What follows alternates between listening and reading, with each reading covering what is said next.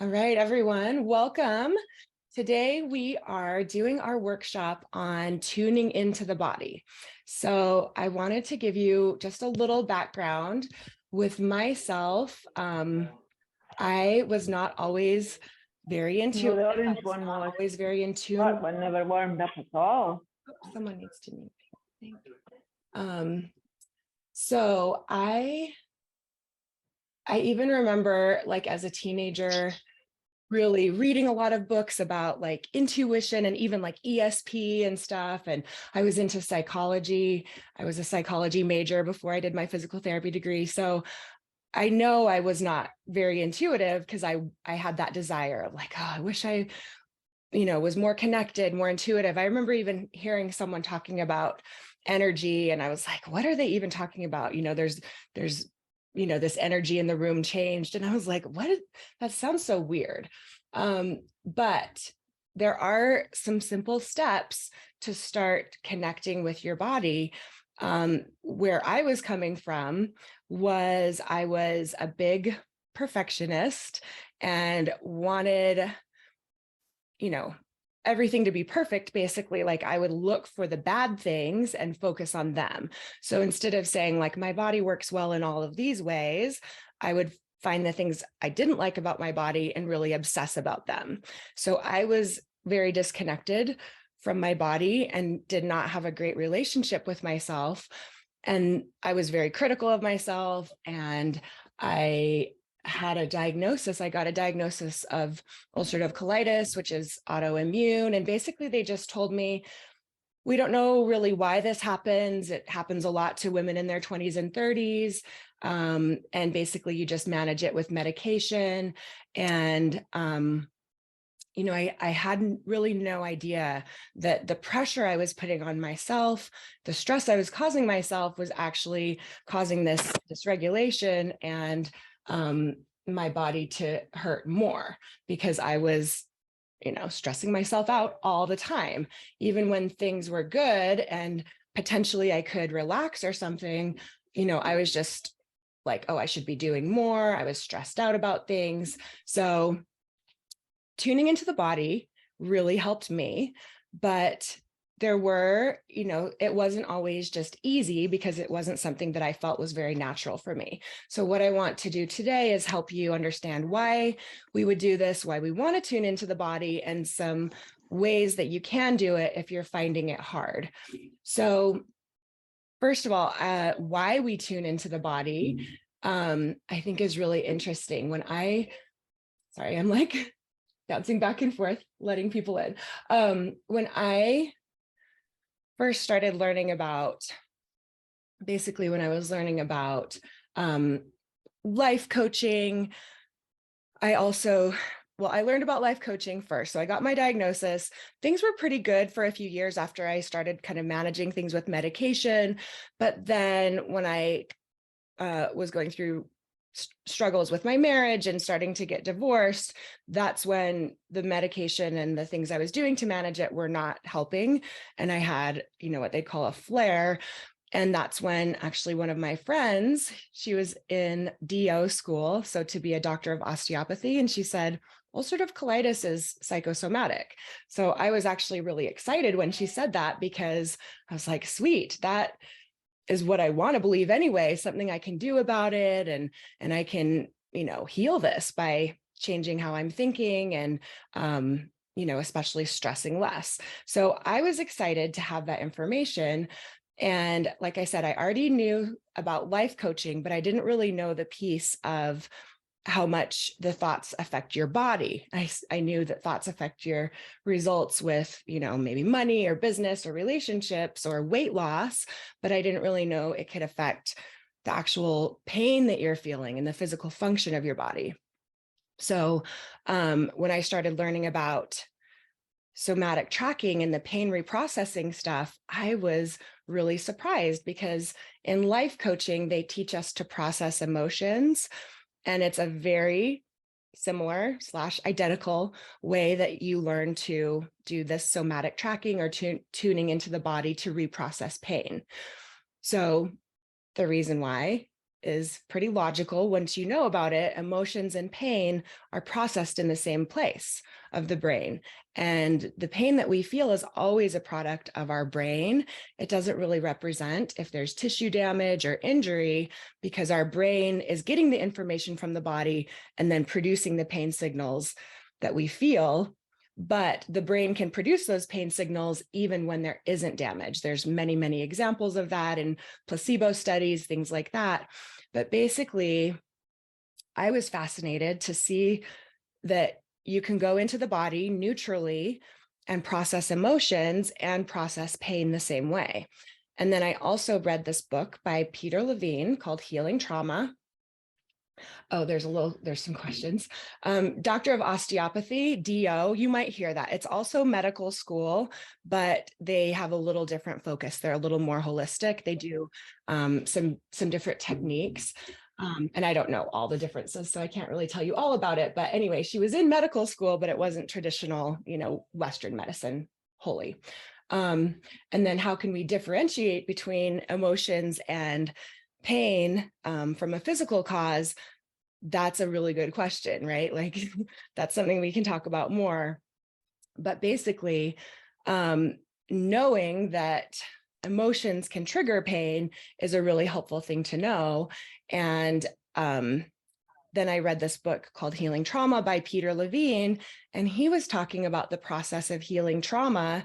And it was the same exact process of tuning into the body, describing things neutrally, and like working with the body sensations to resolve the emotion or the memory or, pain. So basically, it was really cool for me to see how all of this overlapped and is basically the same technique. So what we'll do today is talk about 3 general ways that you can tune into the body for different purposes.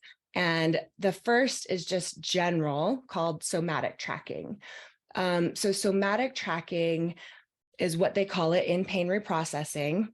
And like I said, life coaches call it processing emotions, but it's the same strategy as far as tuning into what's there rather than resisting. So if you think of normally, like for me, when I would have indigestion or pain in my stomach, I would just say like, oh, there's that, flaring up, or there's the ulcerative colitis, or there's, it probably was from something I ate. There were a lot of implicit stories that I would tell, and I would just assume that was what was going on. And what we want to do with somatic tracking is to have some kind of little disconnect between what we automatically think when we feel that sensation, having the sensation, and what our automatic reaction is, basically. So just thinking of it a little bit differently and neutrally gives us that space, instead of just having a sensation in the head and saying, oh, there's my migraine, or tightness in the chest and saying, oh, there's my anxiety, or, thinking of it as, oh, there's my injury from 10 years ago. What we want to do is just be even more curious and more neutral. So the intent with going into the body with somatic tracking is just to be this observer. So I'll often say it's like you're laying on your back watching the clouds in the sky when you were a kid, if you ever did that. So it's just describing what's there neutrally. And like I said, the purpose is so that we're not resisting that sensation. Now, a lot of times people say like, well, I don't want to feel it. So they avoid it. And that actually causes more resistance and more pain. So you might even find, just by focusing on the sensation and going into it, there's a little relaxation just by not resisting it. So I think what would be the best right now is just to have everyone try it with me, so you get a little chance of experiencing some basic somatic tracking. And I have actually a couple of meditations on my podcast now. One is about 15 minutes long, and I just came out with a little 5-minute somatic tracking meditation that you can do, very quickly if you just have a little bit of time. So if you are at a place where you can get comfortable, don't do this if you're driving, because you know, would want to probably close your eyes and tune into the body more. So getting to a place where you feel comfortable is more helpful. Now, once you have done it a few times, you can do somatic tracking just in principle very quickly in a few seconds while you are sitting in a meeting or something. But for right now, if you have the time and the space, you can just get comfortable in your chair by kind of wiggling around and leaning down into it, or you could even lay down if that's more comfortable for you.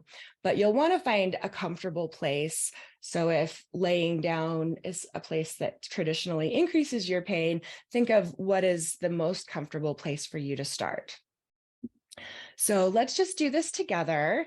You can start by letting your eyes kind of glaze over or not focus, or you can even just close your eyes, which is what I prefer. But just know that if you ever feel very forced, like you don't have to close your eyes, you can open them. If you feel like if I give a suggestion about breathing and you don't really like it, you don't have to follow the directions. You want to just more listen to your body.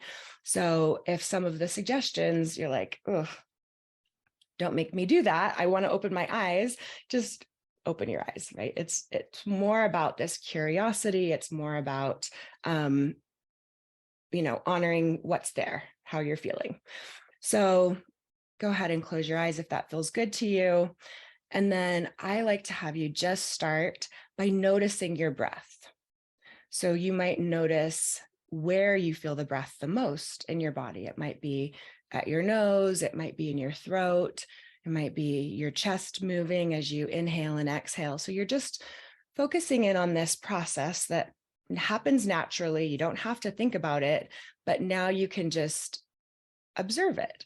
And this whole focus that, again, we're going into the body, not to change it, not to tell it to be different, not to force it in any way, but more just to observe what's there. So we just start by observing the breath, and that can be our segue into focusing on the body. If it feels good, you can lengthen the breath. So maybe you notice that you're taking some kind of shallow breaths, and that's common if you're in fight or flight or in survival states to not really take up the whole lung space. So it might feel good to just imagine breathing a little deeper as you inhale. And as you exhale, especially if you exhale slowly, that is one good way to engage the parasympathetic calm state of the nervous system. So to get out of those survival states, it's by exhaling, if you can, as slowly as you can, or even like twice as long. So if you say you're inhaling for 4, you exhale for 8. So just play around with that a little, see what feels good to your body. Maybe you notice that bringing some attention to your breath feels calming. Maybe you notice that it doesn't feel so calming. So just observe that and notice how your breathing feels the best to you. And I'll say that, one day to another, you may feel differently. So don't have the expectation of like, okay, well, this always happens, because again, we just want to be curious with what's going on right now, today. So as you're focusing on your breath, you might feel a little more connection with your body. So then I want you to just imagine that you're scanning from head to toe. So you're just noticing the different parts of your body: head, shoulders, chest, stomach, hips, legs, feet. You're just checking in. Maybe you notice sensations in a lot of different areas, or maybe just one area gets your attention a lot. And maybe it's more like an emotion, like anxiety, or maybe it's, the typical like chronic pain that you experience. And sometimes I'll even have a client I'm working with who has a certain pain, but when we go into the body, the area that's getting their attention most is tightness in their chest from an emotion they're feeling. So again, you're just doing it each time with like, not what typically you would expect, but what is going on for you real time right now. So just focus in on the area that you do feel the most sensation. It's like whatever area is getting your attention the most, you're going to take your focus there. And also know that in this process, sometimes the area that gets your attention can shift and move. So that's okay when that happens. If it goes from like your shoulder to your back, then just follow it. What you'll start to do is you notice that spot that's getting your attention, you're focusing in on it. Just notice the intensity that you're focusing with. Again, you want to just be like you're looking at pictures in a museum or like you're looking out a window of a train. You're just watching it, and you can even tell that area, I see you. Sometimes that alone just brings a little relaxation to that area, again, because you're not resisting the sensation itself. So then as you're noticing that area, you're going to start describing it. So you can just describe it in your head with words that are as neutral as possible. So instead of saying, oh, I feel that rotator cuff pain, like, what does that even mean? That's a diagnosis someone gave you, and you're associating that with the sensation.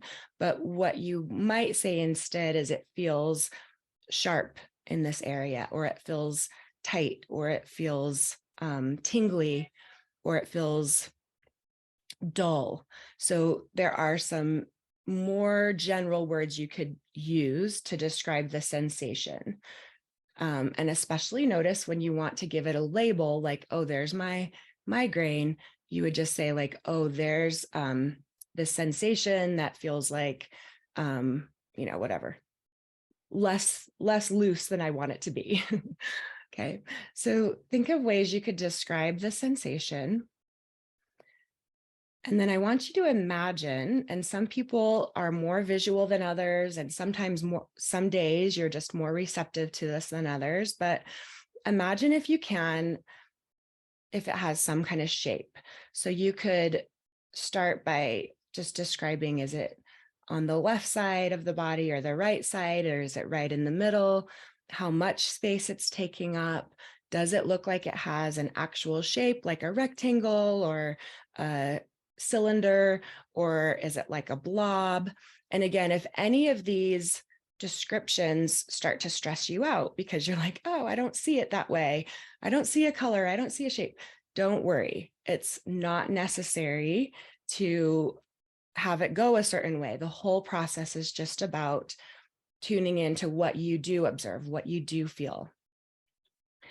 So you could notice, along with if there's a possible shape, maybe there's a texture. So sometimes people feel like it's like fuzzy, or it feels like a rope, or it feels prickly, or it feels sharp and jagged. So imagine, maybe you could even imagine, does it feel like it's made of rubber or metal or wood, right? And again, if none of these resonate, you just go with what you're feeling today. So you could notice if there's a color.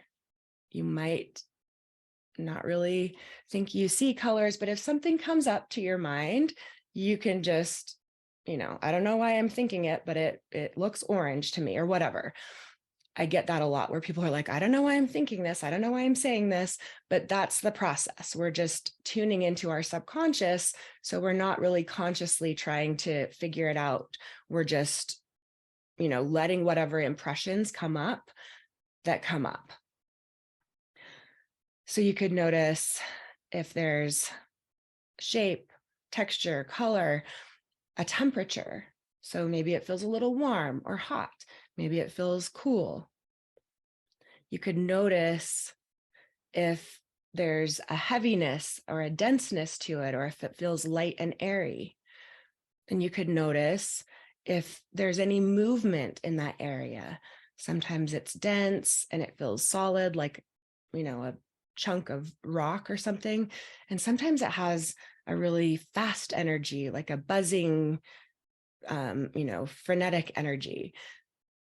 If it does have some kind of movement, you can notice if it's moving in a regular pattern.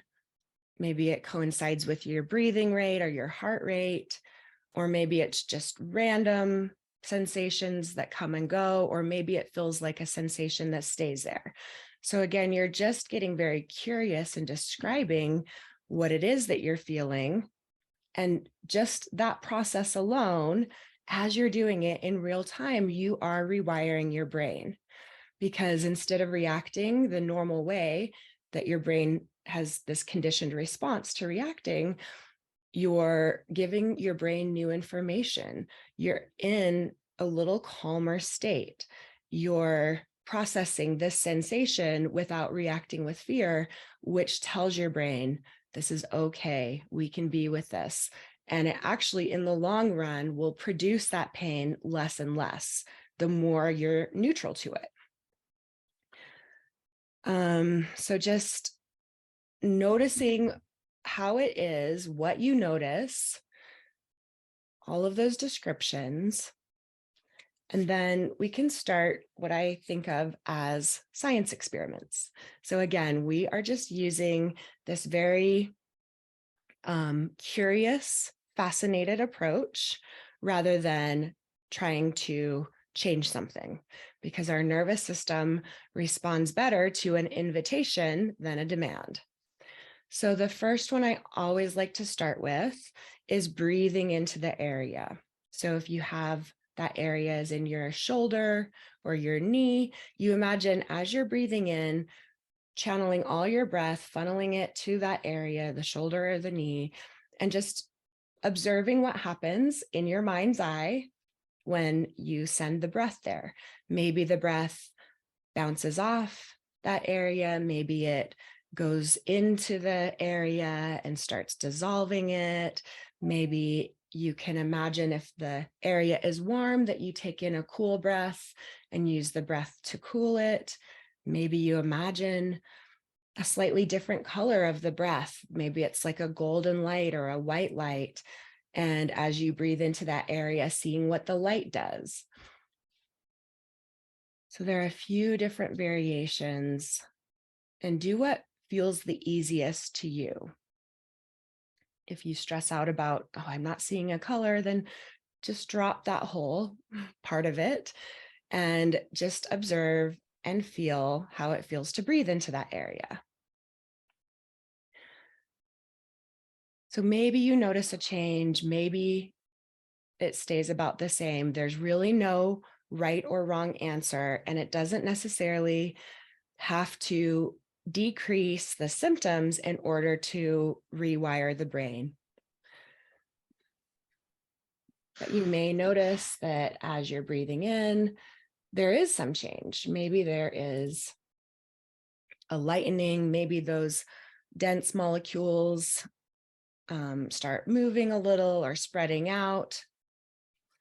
And if not, again, that's totally okay. If you wanted some other science experiment type ideas, you could think of what the opposite is. So say it's very tight and you're imagining it like a vice grip. You could imagine loosening that vice grip. If it feels like a big knotted rope, you imagine untying the knot. Someone wrote a burning sensation. So you could imagine something cool. So sometimes I've had people imagine putting on a cool cream or spraying water on it, or, bringing that cooling breath, having a fan right by it. So it could be just something that comes to your mind. In fact, something that comes to your mind is probably a better solution or like something to try than what I'm suggesting, because that came from your subconscious. So just, letting my suggestions be there and taking the ones you like, but then also noticing like, oh, maybe my brain came up with, putting an ice cube on that area. And I imagine rubbing an ice cube over that area. Another strategy, if you did have something like burning, is just noticing that sometimes you can have that exact same sensation and it can feel fine. Like if you were really warm in a hot tub, you might feel a similar sensation, but it's relaxing, right? So just noticing like, oh, okay, um, if I was feeling some tightness, like sometimes I might even like that sensation of tightness if I'm like getting a massage and I'm feeling, that pushing on it. So someone said the sensation bounces between the top of my head and my pelvis and lower abdomen. So I actually really like when the sensation moves because that means that your brain, it's like it's just creating these signals like Christmas tree lights or like lights that's switching on and off. So when you feel a sensation in one area and then it moves to another, it's such a good example that this is mind body. This is something your brain is creating. And it's like you're just watching the weather patterns, or it's like you're watching a fireworks show. You're like, oh, here it is over here. Oh, here it is over here. It's actually a good sign when it moves around. So as much as you can, you're just neutral, you're watching, you're curious. You can try those science experiments of sending the breath or what is opposite. You could imagine if you do see a color to it, what color you'd want it to be. So you could imagine, can you get that area that's blue to look more red? Maybe you imagine painting red onto it, or you imagine watching it like, the color just changes as you like switch a dial or something. You just imagine another part of your body that has that sensation that you would want. So say if it was on one hip, it feels tight, but the other does not. You could imagine copying and pasting the area that feels good. How could you copy and paste that onto the area that has the tightness? So copy paste is another little science experiment. So there are some other techniques that we'll talk about, but for this general idea of somatic tracking, that's how you can approach it. And like I said, there's some podcast episodes that I have if you want to do it in a guided way, but you can also take this principle and do it in 30 seconds when you're, just at a stoplight or something. So instead of reacting to the pain in the normal traditional ways where you're tensing up and causing more pain, you're describing it, being neutral, relaxing into it, and saying like, I see you. So you can go ahead and blink your eyes open or, come back to the room. And let's just take a moment for a little bit of feedback. Did anyone have anything interesting happen that they want to share? You can raise your hand or unmute. Maybe some of you have done this before. If you've worked with me, you've definitely done it before. But yeah, if there was anything that you were like surprised by or you found interesting, please share.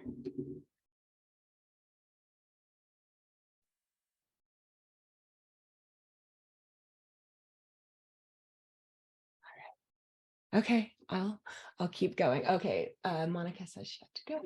Great information. Rachel said she found places where it just stopped. What do you mean, Rachel, where it just stopped? Is it like the sensation stopped, like it was, pulsing and it stopped, or your imagination stopped? Oh, you're nodding your head. Do you want to unmute? Yeah. Yeah, it's in my hip, and Uh-huh. so I would put it this way and stretch, Mhm. and then bring it to here. Nothing. Mhm. And normally you'd have some sensation. Yeah, normally it'd be like, "Ugh, tight. I Yeah. was like, nothing. Okay, let's copy and paste. Yeah. So cool. Yeah. Yeah. Isn't that fun? Yeah, it's fun. Yeah. And the other thing I really love about this is like, this is just more evidence. If you're still building evidence that what's going on is mind body, this is great evidence, right? Especially if you're not moving at all, or you're doing something that normally does give you that sensation, and you're having a different result when you're calm, when you're just, observing it. Great, great feedback and evidence that this is mind body. And then, great, Rebecca, I've done this before. It's been a while. I was able to release some of the pain. Yeah, that can happen. That doesn't always happen. So you don't have to think you're doing it wrong if it doesn't release the pain, but it is a very common technique to use when you are in some pain to just, calm down and again, create less of that tightness. And so you do feel less pain because there's less resistance around it. Okay, so good. I will say that you want to, again, I've said this before, but just to reemphasize, you want to go in as neutrally as possible. So there may be times that you're in like a 7 or 8 or 9 out of 10 pain, and going into the sensation itself feels like it actually aggravates the sensation, right? You're like, I hate this feeling. And then you focus in on it and you're like, now it's getting worse. And that can cause some fear. So the second strategy is called leaning into positive sensations. Oh, and someone says it got worse before it got better. Yeah, that can happen too. And sometimes when you're new at this and you don't have that trust that it might get better, you just feel it getting worse. And that can be really upsetting and freak you out, right? Because you're like, oh, I don't want to focus in on it. You maybe even have a story. If I focus in on it, it gets worse. So I want to, not focus on it. But actually what we want to see is when we're neutral about it, it gets better. But say it's getting worse when you focus on it. The other strategy to use is leaning into positive sensation. So if you say it was your hip and you noticed it getting worse, you would focus on some place that's neutral in your body. So that could be a place that feels more relaxed. So maybe, it feels relaxed when you breathe. And so you focus on the chest and the breath and taking nice inhales and exhales. Or maybe you just choose someplace very neutral in your body that you don't think of very much. Like it could be your left big toe and you really just focus in on that. Or it could be the third eye, the center of your forehead. Try to pick someplace that's not close. If it was a headache, I wouldn't try to focus on someplace in the head. I would probably focus on, the toe or, someplace that just feels very neutral. So what you can do is that same technique, but then as far as like breathing, calming yourself, noticing what's there, describing what's there. But if you have that resistance, leaning into the positive sensation.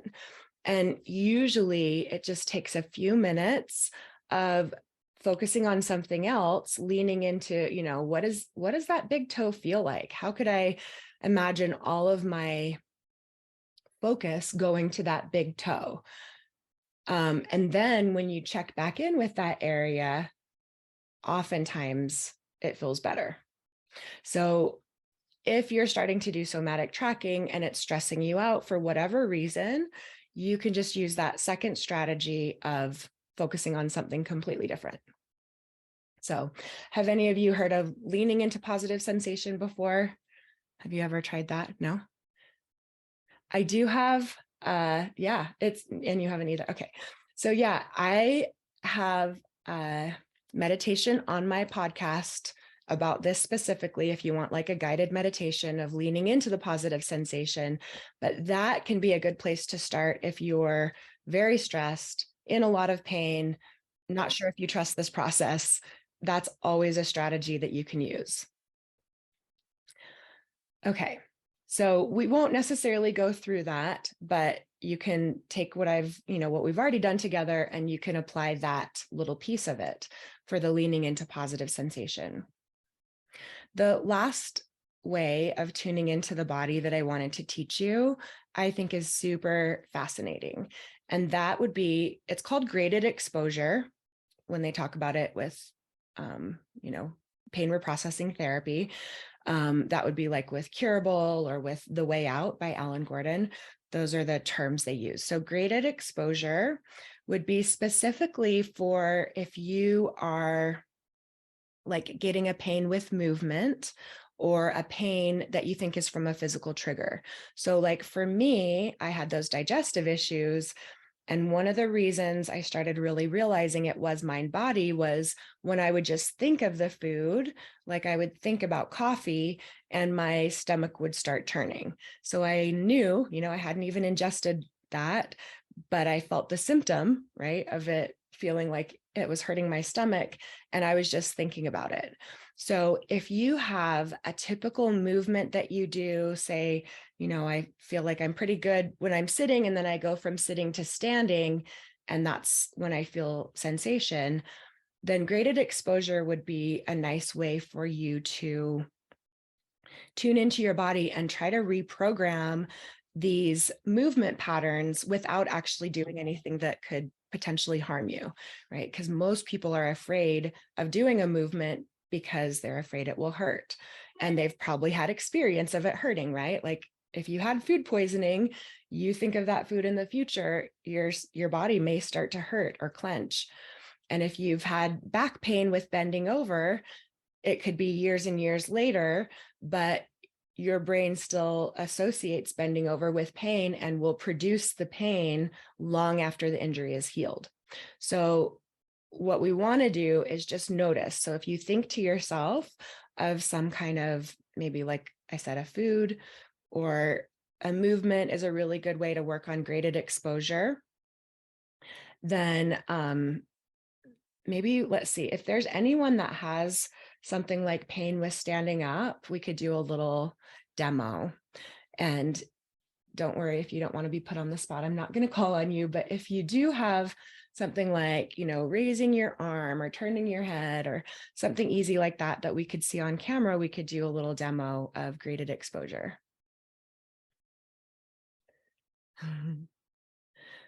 You were doing it with your hip, right, Rachel? But it sounds like even just the somatic tracking was changing the movement or changing the sensation you felt with movement, which is so cool.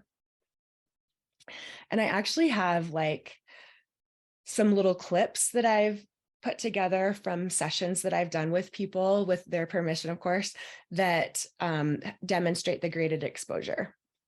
So I don't know how to say your name, Dipanwita, but anyway, I see you moving. Is there something with your neck that? Yeah, so when I was just moving like neck to upwards, it's Yeah. little bit pain I'm feeling here. Okay, Like tightness kind of. Okay. And how much, like from 0 to 10? Yeah, we have her do the movement, and then you just kind of feel that, notice it. How much tightness from 0 to 10 would you say is there? 5, I can say. 5. Okay. This is a great example. So, and we don't ever know exactly what's going to happen. So it's just like a little experiment. But what I'd like you to do, you've done the physical movement. So do that first, if it's not causing too much pain. But then we'll have you just imagine doing that movement. So go ahead and close your eyes and don't actually move your neck, but imagine that you're doing that same exact movement that you just did. And just notice how that feels when you imagine doing it. How does that go for you?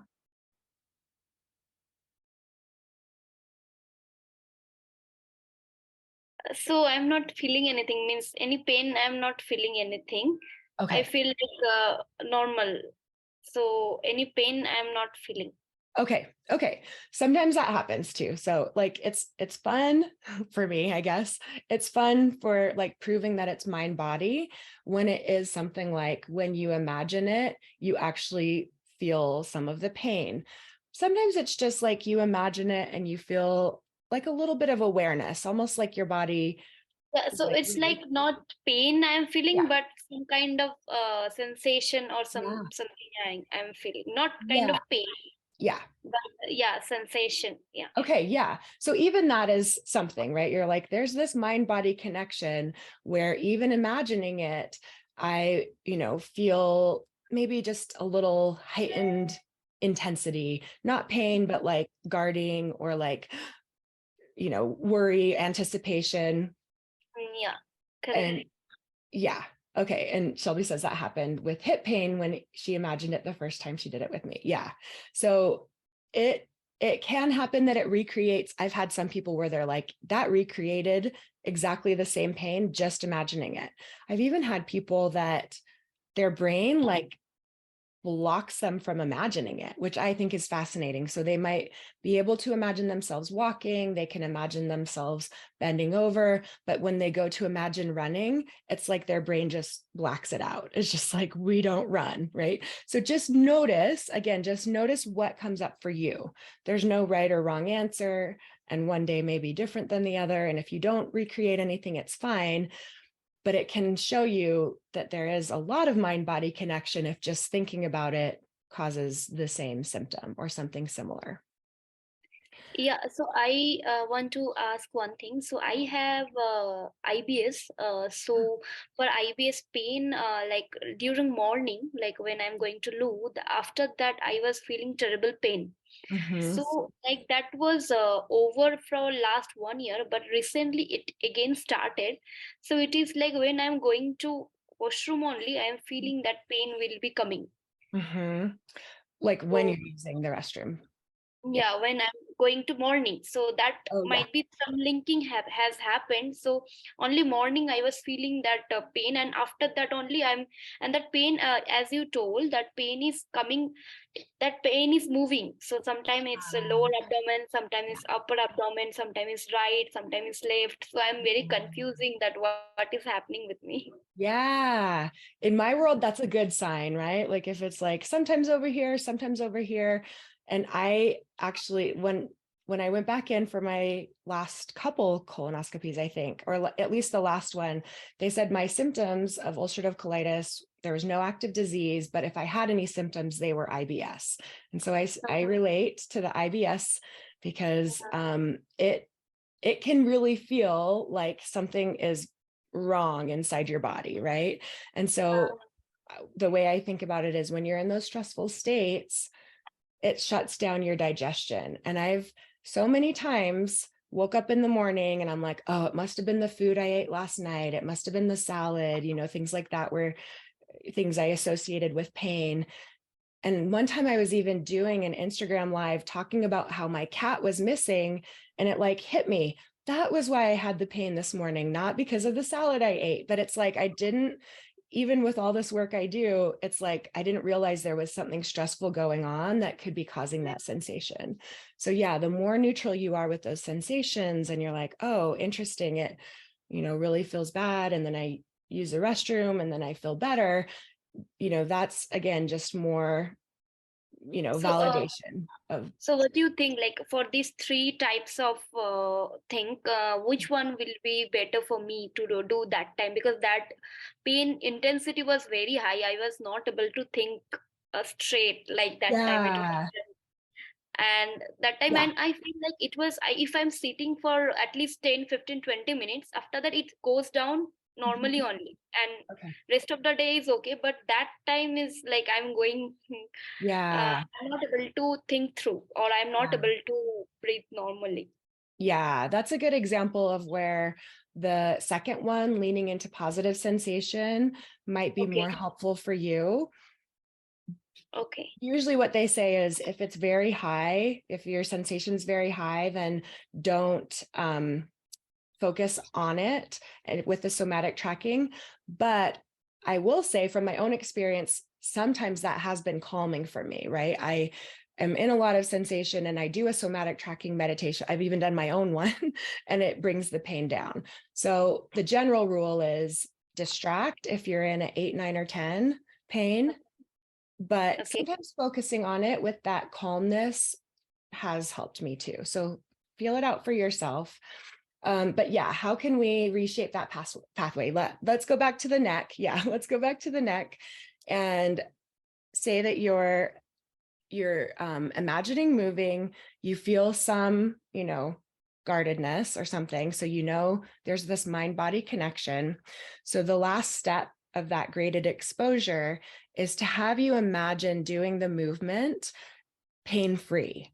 So you might, again, you're not moving. So this is very safe. This is why I love this graded exposure, is you're just imagining, but you might imagine like you're outside on the beach and the sun's on your face and you're looking up at the birds in the sky and you're happy and you're smiling. You're actually smiling in real life. So actually smile, bring emotions into it, like gratitude, happiness, joy.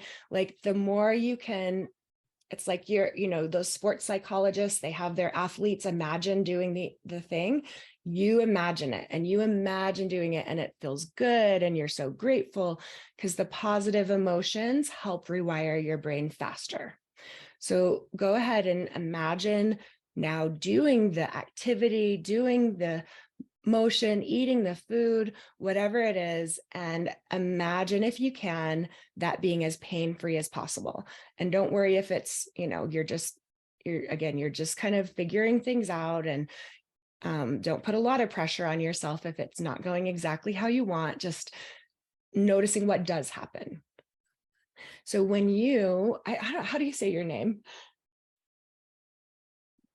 It's Dipanita. Dipanita. Yeah. Okay. When you imagine it now, like as comfortably as possible, smiling, the sun on your face, the wind in your hair, like you just imagine that going well. Does that change for you? Okay. Let me try. Yeah, give yourself a second. Imagine you're running or standing up or walking, or I've had people imagine running on the beach or running barefoot. Whatever. Yeah, it feels great. It feels nice. Yeah. It's excited. Yeah. Okay. So yeah, imagining it with, that pleasure, no sensation, whatever. It feels good even. And then just for fun, we can do a little test. And if it feels good to you, if you're not too worried about it, you can actually do that movement again and just see, did it change for you? So in real life, go ahead and do that movement of extending your neck and just notice, like, is it a little different? Yeah. I Yeah. think it's the movement also I'm able to move more. Yeah, Like you're able to move more. the tightness is gone. Tightness is little bit gone. Yeah. Yeah. Correct. Yeah. I Right? think tightness is gone. Yeah. Like the word tightness, I told you, right? Like a 5. So it went to around 2, I think it went. Yeah. Okay, so Yeah. that's awesome. It went from a 5 to a 2 and nothing Yeah. else changed, right? You did the same exact movement. Nothing else changed other than, that little bit of practice and that little bit of training of like, I can do this movement and it doesn't have to hurt. And then, it actually didn't hurt. So you could think of this as rewiring your brain and doing reps, just like you might do reps of an exercise, but here you're just like doing reps of, practicing in your mind, doing this activity with less pain. Okay. Yeah. So for me, I didn't really like imagine, well, maybe I did imagine drinking coffee. I don't remember. I think for me, the biggest thing was just making that connection of like, oh, I feel sensation when I'm just thinking about coffee. Then I was just like, oh my gosh, it's got to be mind body. So then I started getting more experimental with like, oh, I can drink a little coffee. I think it's okay. But if going to the actual activity in physical real life is too much, just imagine it. And again, pair those positive emotions with it and it will rewire faster. What do you think? Great. Thank you so much. It's I kind of really fun. like it. Yeah. Thank you. You were a perfect example of that. And again, if it doesn't work so well, that might not be the one you want to start with. Do what feels best to you of those three strategies. And again, it may be different from one day to the next, right? At first, you may need to just distract and do the positive sensations. Then you work your way into like focusing on the area. And then you work your way into doing the movement without pain in your mind. But if it doesn't really work, Vesselina said it didn't really work. Do you have a little more information on that? I'm probably not saying your name right either, Vesselina. No, Okay. you're saying my name completely Okay. correct. Okay. So for me, it's sharp back pain in the upper back, but I notice the sensation in my chest. So it's kind of a tightness in the chest that translates into the back Mm-hmm. and the pain. So for me, I totally related to my stress that I experienced in the previous years at work when I was sitting. And in the moment that I sit down to work on my computer, it just starts like I feel that my body is used to relating the sitting and like rounding the shoulders to the Yeah. front with that. And when I try to imagine it, it doesn't really work. I don't know. Okay. So if you try to imagine sitting and like kind of hunching down and that position you were talking about, Exactly. and it doesn't really do much when you imagine it. Is that what you're saying? Exactly. Okay. Yeah. Okay. So what does happen? Does anything happen? Tell me more. It just feels like exactly as if I would be sitting down and experiencing the tightness. It's kind of a tightness. Okay. And just to clarify, are you sitting right now? Yeah. Okay. So you're sitting and feeling it in real life. Yep. Okay. And then is there a way of just like changing positions to something more comfortable or leaning back in your chair, getting the sensation to go away a little bit or decrease, and then just imagine doing it? I just lie down.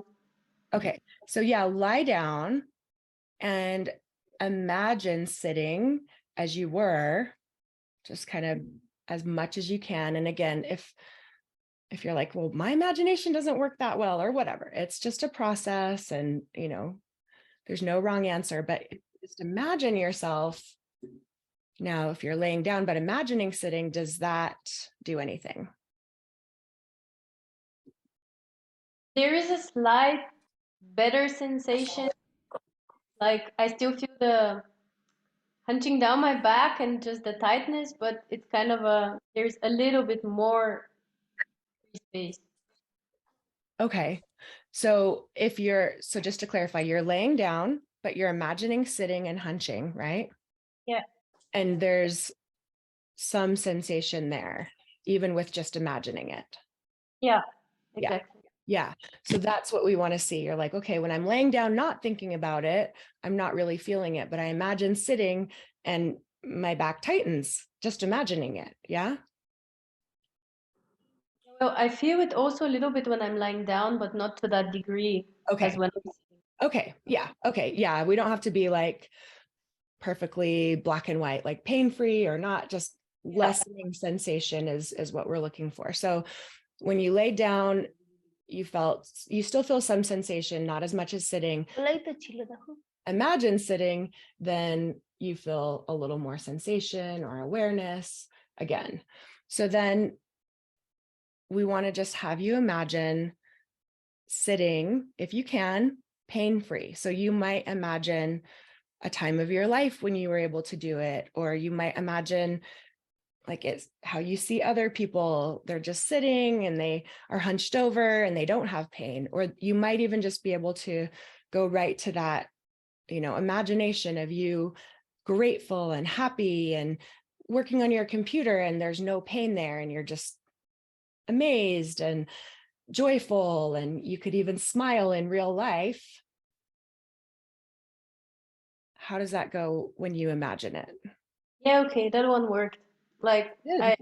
I started imagining it and To be honest, it's been going on for years, and it's even hard for me to remember the time that I didn't have the pain, right? Yeah, yeah. So that's how those predictive coding patterns work. Like your brain is like, when I sit, I know I have pain because it's happened so many times before, but it becomes like Pavlov's dogs. They hear the bell and they start to salivate, even though the food isn't there. You do the trigger of sitting, your back starts to produce actual real pain because it's like sitting is dangerous. This is, you know, how we feel when we sit. So just imagining and seeing that that is going on, even just in your mind, then you can start in your mind retraining it with less pressure, less intensity. I could definitely feel that it got better. Like maybe for the first time I could imagine it. But how often do we need to do that? Like how like a couple of times a day, or what kind of a practice is it, and how long until we feel? Okay, that's a great question. I it's rewiring your brain each time you do it. But if you're doing it with this intensity, like, okay, I'm gonna, you know, do half an hour twice a day, and you feel really stressed about it, it's not going to be as effective as if you're like, oh, okay, this is just something, you know, I work into my day, I do a few times, it's really cool, I like it. Like that's going to be more effective. So you'll get to the point where, again, it doesn't need to be like a full 15-minute guided meditation. You might just be able to drop into that imaginary state for 15 seconds or 30 seconds. So basically, do it like frequently if you can, in short amounts of time that are not stressful, rather than being like, okay, I've got to, you know, block out this time and do, you know, half an hour twice a day or whatever. Does that make sense? Yeah, I mean, for a perfectionist, it doesn't. Yeah, I know. It's not, yeah, it's not the answer you want to hear, as far as like, if you just do it, you know, 3 times a day for this amount of time, you'll get better the fastest, because again, your intent and your emotions behind it, your intensity will vary, you know, how effective it is sometimes. So the best thing I could say is, you know, do it with this playful attitude. I like to do those imaginary things when I'm laying down to go to sleep. That works well for me. Or if I'm, you know, maybe I'm just like bored in a meeting or something and let my mind imagine something. No, I would never do that. um, but you know what I mean? Just like try to do it when it feels more organic and you can work it in and it's easy, than like, I really don't want to do it, but I'm going to force myself to. Okay, thank you a lot. It was really some nice insights. Good. Great. Well, we are at an hour. That went by so fast. Like I said, I specialize in this mind-body approach and how we can really use our body to get at what's going on in our subconscious. And so by the tightness of our body with certain things or our expectations, we can start to decode what is going on with our subconscious mind, our survival responses, by just making peace with and tuning into the body. So yeah, this is a great start. We'll do more things this week with different ways of connecting with the body, understanding the cues that our body is giving us. And then, of course, if you want to take it deeper, I have my Alignment Academy is the group coaching membership. And then I have the somatic journey coming up, which is where we're really diving deep into the body and doing one-on-one sessions 3 weeks out of the month. And then there's this group atmosphere too, where we'll have some little mini retreats. So if this is the kind of work that you could see yourself diving into a little more, look out for that information about the somatic journey. I'm just keeping the group small and I have 3 more spots. So let me know if that is something that you're interested in and want to talk with me more about. We can do a free consult if you haven't had a consult with me before. And anyway, I will just be back tomorrow with more information. Our workshop tomorrow is Well, let's see. It's at 12:30 Mountain Time. And I forgot which one it is because on my list it just says workshops, but I forgot what one is tomorrow. Anyway, check your emails, and I think it's I just can't remember and I can't find the information real quick. So anyway, we'll have more workshops coming up all week, and then I'll record all of them, and then the coaching calls on Friday, I'm not going to record, just, if people don't want it recorded or have private information or don't want to watch, a several hour replay, because basically I'm going to come on at those times and then just coach everyone who wants coaching, however long that takes, if it's a couple hours or whatever, unless we just need to stop if it's several hours. But I'm assuming everyone that comes that wants coaching will be able to get coached one of those times. All right, you guys, thanks so much for joining, and have a great rest of your day. Thank you. That was wonderful. Oh, thank you. My pleasure. Thank you. It was really nice. Thanks for being honest.